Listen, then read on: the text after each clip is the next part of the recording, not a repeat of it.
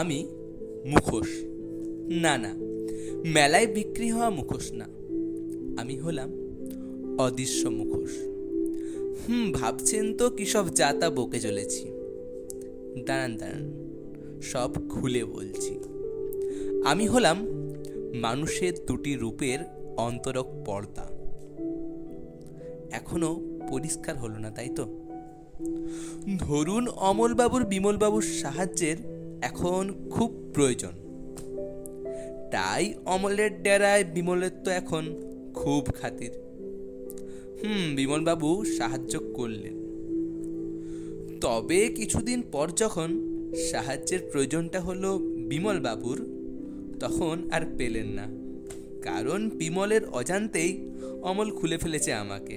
ওই যে প্রথমেই বলেছিলাম না, আমি অদৃশ্য। আমাকে পড়লেই এক রূপ আর খুললেই আরেক রূপ। আসলে জানেন তো, আমারও না এইসব কাজ কারবার করতে আর ভালো লাগে না।